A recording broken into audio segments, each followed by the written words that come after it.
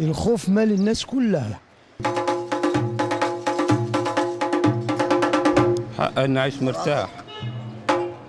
حقنا الناس انها تشتغل، مش فرحتنا الناس قاعده بتجيب في حاجات وتشتري وتدفع فلوس وفي الاخر كله بيروح جاي يروح راكن نفسه تاني. احنا نصلح الغلط ازاي بالغلط؟ ما هو واحد قاعد من الشغل، واحد معاه دبلوم، اهله صرفت عليه شيء الفلاني وفي الاخر خد الشهاده وقعد على القهوه. والتراب بتاع مصر ده اهو احنا معترفين بيه ان ده خير عندنا، بس عايزين ناكل عيش. المشكله في الرشاوى، مشكله مصر في الرشاوى. طب انت بتعمل ايه قدام الرشوه؟ بتضطر ان انت تمشي مع النهارده ما بيرشيش، والنهارده المفتي قال لك تيسيرات، يبقى انت يا مواطن هتعمل ايه؟ المفتي بتاع الجمهوريه قال لك تيسيرات، دي مش رشوه، ده تيسير، ولكن هي رشوه.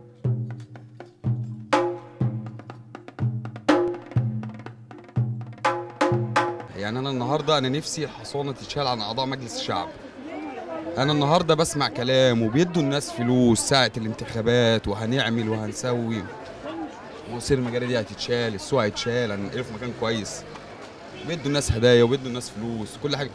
بعد ما بيخلص مجلس الشعب وكل واحد بيقعد على الكرسي محدش بيشوف حد. المحليات ملهاش دعوه بينا، مش اي حد بيعمل اي حاجه للمنطقه خالص. يعني لا عضو مجلس الشعب ليه لازمه، ولا بتاع المحليات ليه لازمه، ولا الحكومه ليها لازمه، ولا الشعب ليه لازمه.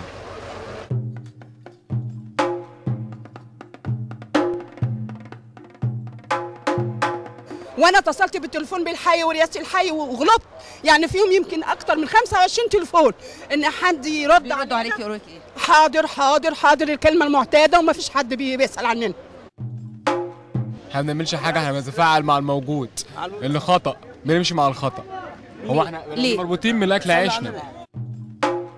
ماسوره المجاري، احنا في مشكله مجاري في المنطقه هنا بقالنا مثلا 12 سنه 13 سنه. يعني ايه 20 دوره مجلس شعب اللي هو المفروض مجلس الشعب اللي بيتكلم على الناس وبيحل مشاكلهم، مش عارف يعمل حاجه.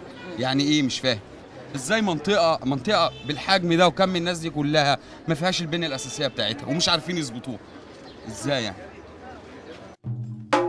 كان المحافظ جه وقلنا له حي على الفلاح ان غرقانين وشايف الميه وشايف فتحنا له الدواليب عطنت فيها اللي تمر من ايه. حضرتك عايزه حل المشكله دي ونخلص منها خالص، هاتي واحد يكون مسؤول ومسنود كويس يجي يسكن في المنطقه هنا هتتحل.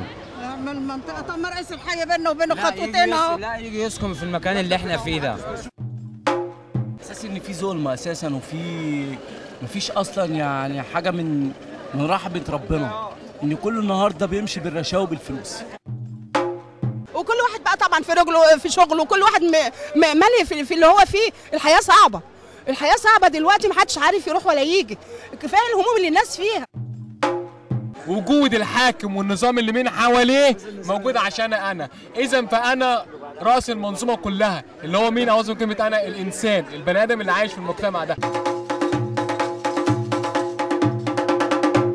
اذا كان كله اساسا غلط، يعني مفيش امل خالص. لا احنا عايشين بناكل ونشرب وخلاص ونقول الحمد لله، مش عايزين اكتر من كده. اننا اكتر من كده هنروح فين؟ ما نقدرش نتكلم اكتر من كده.